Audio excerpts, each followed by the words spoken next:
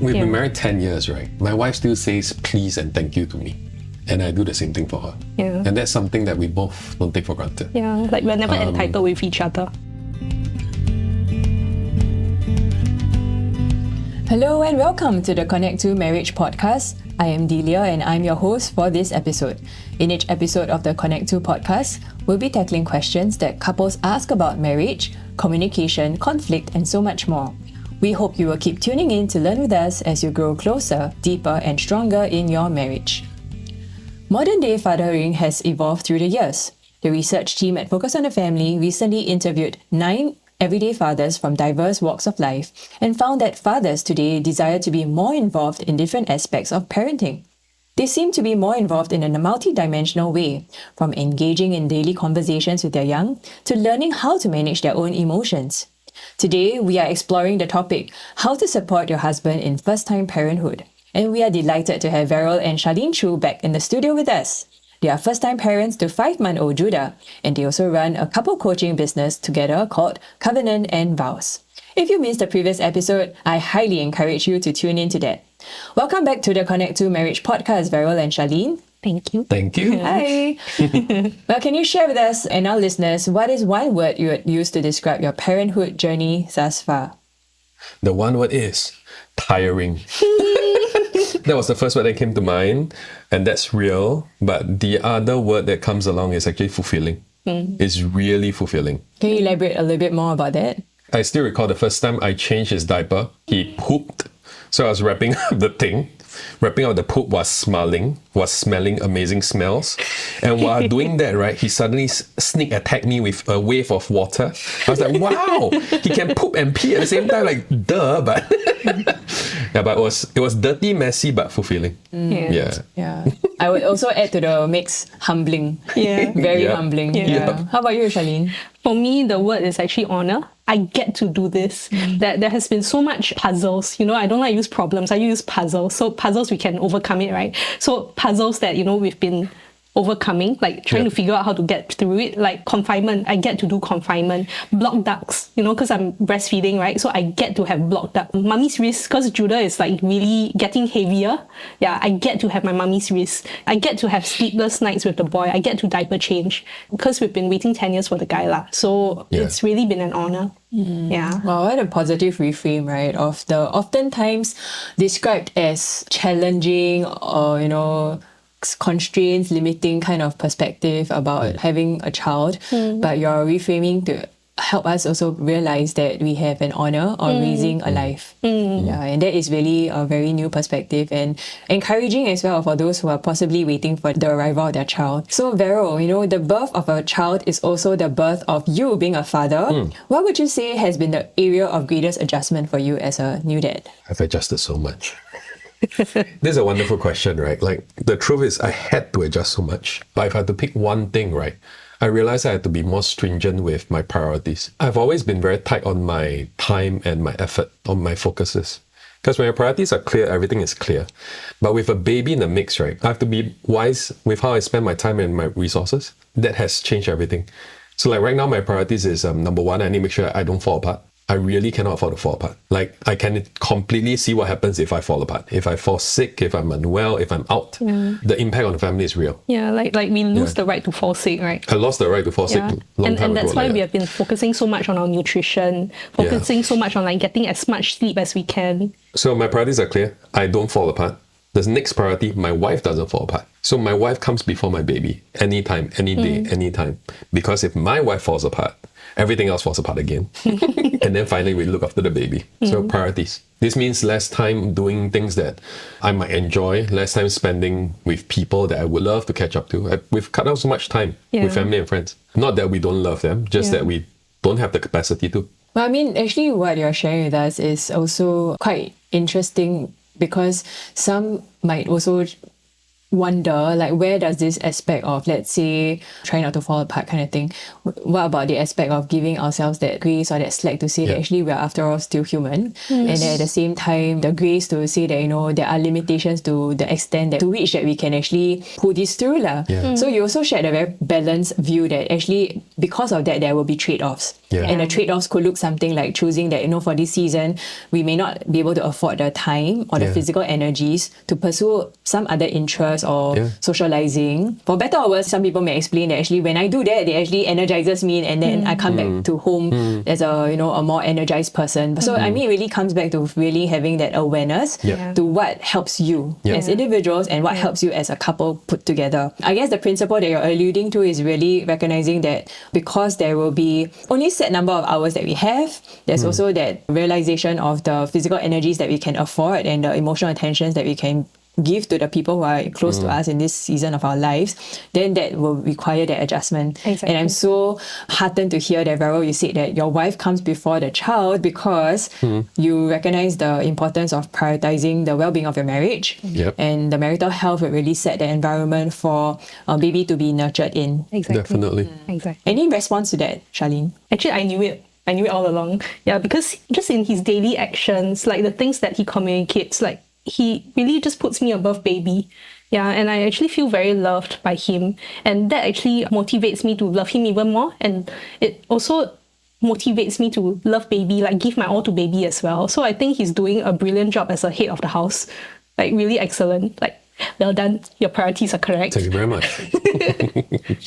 But that's also very encouraging because, Charlene, you have that insight to know that all the things that he has deliberately chosen to do and not to do comes with that starting point of prioritizing you and your marriage first. One thing I just want to share, right, is I don't take it for granted. Because many a times, right, in this whole pregnancy or being a mother, right, the spotlight is kind of all on the ladies.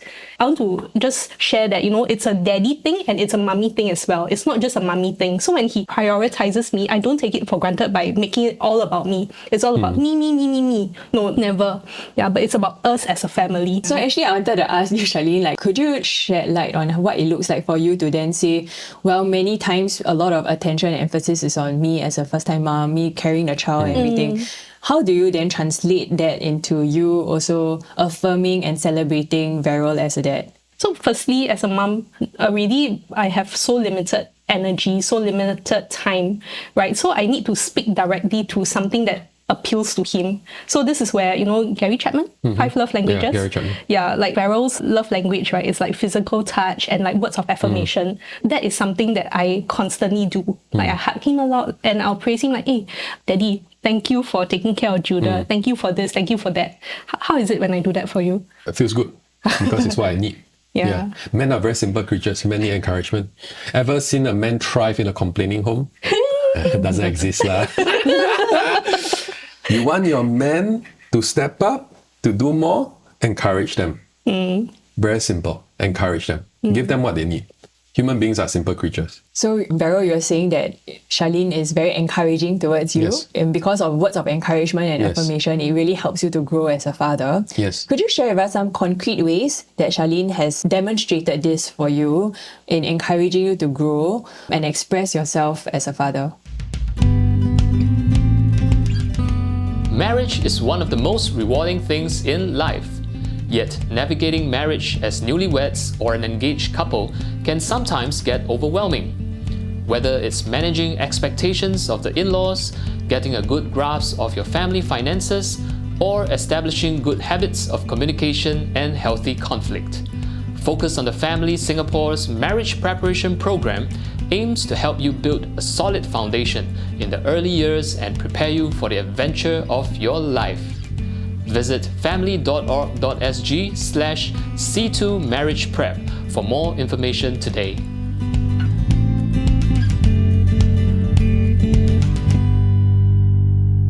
I think it's actually in the little things. It's like, oh, thanks for getting the water. Yeah, so we've been married 10 years, right? My wife still says please and thank you to me. And I do the same thing for her. Yeah. And that's something that we both don't take for granted. Yeah, like we're never entitled with each other. This is why I'm finding it hard to answer that question. So we had this rule early on in having the baby, right? Like we realized when the baby is crying non-stop, first your heart bleeds. then your ears bleed. And then there will come a point in time where you're thinking, okay, something has to change. And then that's the moment where you are supposed to pass the baby to your spouse, because you're no longer at the best to care for the child. We're checking on each other like, hey, are you okay? Do you need me to take over? Then someone step in and take over. So we've been doing this for 5 months now, since Judah was crying. And I think even like night duty, right? We have permutated like multiple times. We have pivoted so many times. Like it used to be me, it used to be him all, like 100% him. Then we are working like, okay, how many hours should Verrill take? How many hours should I take? Such that the next morning, the both of us wake up still functioning. So we are constantly pivoting. That's why it's also a bit hard to answer your question, because we are constantly changing all the little like books and, you know. I think what's interesting is that the premise or the principle of in operation is the part about being respectful towards your spouse. Surely. You know, in a way that you communicate the choice of words, taking the initiative to extend support, right? Exactly. Not assuming that, but this is your assigned duty, then just like leave it as that, versus like, hey, you know, actually I see that I can actually step in now and go and take a break right now. Exactly that. And the whole idea about always having that openness to recalibrate is in recognizing that, you know, giving your spouse that time and that space to actually share. Actually, I'm observing that this may not be working for us right now. Can we talk about it? So I think it's just having that sense of openness and the vulnerability to talk about it and to trust that actually we really want to support one another through this. One of the necks came to mind. We have many necks with Judah now. Judah is waking up about 2 to 3 times right now. Okay, the peak, right? We actually bottle fed him 17 times a day. So during that time, it wasn't fun. I still remember one night, I think it was 3, 4 a.m. I woke up, I turned to Shah and I said, what is wrong with me? Or what is wrong with him? I'm not that dumb. Why can't I figure out this sleeping thing for this baby? I turned to her completely upset and frustrated. And then all she said to me was, Go and sleep. and that's what I did. So next morning I was like, there's nothing wrong with you. You are an extremely clever guy. You are just sleep deprived. One thing Shah allows me to be is she gives me space to say anything I need to say. Space to be and space to breathe. I don't have to hold on this super strong, tank, macho, unbreakable, hawk kind of persona or something. It doesn't make sense anyway. I think that's really important. And I think what I'm really encouraged to hear is the idea that you don't just see the behavior or what was said, right? Because actually we are at our weakest point when we are so physically tired and sometimes at the end of the ropes when we really don't know what other tricks we have up our sleeves really, right? But you know, Charlene, what I'm hearing is the idea that actually you saw beyond what he said. You didn't react to it, but you recognize that actually underlying it was really something very fundamental. Let's just go and rest. Let's attend to this when we're more rested and we can, you know, talk more about it. That's really encouraging. Thank you for that. In each episode, we actually address a frequently asked question that couples have about marriage, and today's question is from a husband. So Verrill, listen up. I never anticipated feeling this way when I became a father. The focus seems to be on the mother and baby, leaving me feel like an outsider. Despite my efforts to be involved, I feel increasingly excluded and isolated, and I'm struggling to find my place in this new family dynamic. I don't know how to share this with my wife as she's so busy and tired. Firstly, yes, thank you for asking this question, because obviously you have a desire to get more involved, and it is important for fathers to get more involved with kids. So the thing here is, if I have an opportunity, I would love to ask this person, because this person has said a lot of things, but the question behind it is actually a bit unclear. And this is a point that I myself had to learn as well. So I used to say a lot of things, but in the end, nothing was said. Like, he said a lot of things, but I didn't get his point. So like, back to this example, right? 5 statements were made, right? I never anticipated feeling this way when I became a father. Focus seems to be on mother and baby, leaving me feeling an outsider. Despite efforts to be involved, I feel increasingly excluded, isolated, so on. 5 statements, but there is no clear point. There is no clear request. There is no clear question. This is actually why the husband himself is finding it hard to share. He's unclear of what he actually wants to communicate. So if you don't know what you want to communicate, how can you communicate it? With regards to this is a typical man thing. You can learn this. So this is just a tool. This is just something that is a speech habit. It's a habit that we had since we were a kid. So you just change the way you speak up and it becomes a lot easier. So for this, a simple structure would be like a 3-part structure to it. Step 1 is, what are you feeling right now? I feel so and so. Like in this case, hey, I feel left out. I feel like I'm not involved. Step 2, what is the outcome that you desire? what I wish for is for us to be more united as a family, for me to get more involved with the baby. And step 3, the important part, in reality, what does it look like for you? So in this case, right, for this husband, how it could sound like is, hey wife, thank you for giving me a kid. You're an awesome mother. Next thing is, I actually feel left out as a father. This is my feeling right now. And the outcome I want is I want to be more included. I want to do things more as a family. I'm thinking perhaps I could get more involved in reading bedtime stories to the kid, or handling 2 night feeds for you, or bringing him out alone with me on a Saturday night for a father-child walk. Yeah. Whatever it is that you desire. Yeah. And then ask your wife, hey, what do you think? Yeah. And sometimes, right, as the mummy, right, honestly, we are so sleep deprived. So sometimes it really helps, like for Verrill, right, what he helps me with, right, is also articulating what I want. So when I say, oh, I need you to help me in night feeds, he will actually ask clarifying questions like, okay, when you say night feeds, okay, because currently we are at 3 night feeds, you know, would you want me to take the first 2 night feeds or the second 2 or all 3? So he asks clarifying questions like that, which really helps me crystallize my request, like what I expect of him as well. Yeah. So the husbands have to be more tight with the words right now because the wives are really tired. If your wife is breastfeeding, it's just an extra load of work anyway. Yeah. And I just saw recently, like breastfeeding, right? It takes up like 30% of your energy just for breastfeeding. Yeah. So she's really out. You can't expect to communicate to her the same way before she had a child. So if she's not going to change, you got to change. Just want to tell this daddy, right? Actually, what you're feeling is actually not uncommon. You feeling like an outsider, it's really not uncommon. Yeah, because, you know, I'm in a mummy's chat group and one of the mummy's chat group actually say, oh yeah, this activity is husband friendly. I'm like, okay, does that mean other activities are husband unfriendly? Yeah, so I mean, that kind of triggered me a little because for me, right, it's always been about the family unit. It's not just about the wife, not just about the husband, but about the family as a whole, right? To this daddy, right, just take heart. What you're going through is really not uncommon lah. Ask clarifying questions and you would really help your wife a lot. One more point to add, when to share is important. Oh, this is extremely important. This is so important. You can prepare your perfect speech, right? But when the right thing done at the wrong time is still the wrong thing. Exactly. Woo, that's right. So pick the right time. She's going to be really tired. Don't pick at the time where the baby is screaming, she's bumping, and that's the wrong time, obviously. So pick the right time where she's not as tired. Yeah. She's feeling a bit better. She will never be like, you know, full of energy. But pick the time where she's not as tired. Yeah, like perhaps you ask for ice cream, give her ice cream, then like, hey, can we talk? Yeah. Picking the right time is important. Yeah. That's really good. I can recall like when I was also in the season of just being so sleepless, right? And then my husband comes up with something like that, you know, structured, similar to what you have just suggested. And at the same time, the clincher was really the offering options. Like actually this is what I've been thinking. It's not about solution or problem solving, but it's actually saying that I've been thinking about these things and here are my thoughts. What do you think, right? And from a recipient's point of view as a mom, I felt that I was not going through this on my own. And sometimes we have that such kind of thoughts, right? Even though we know it's not true.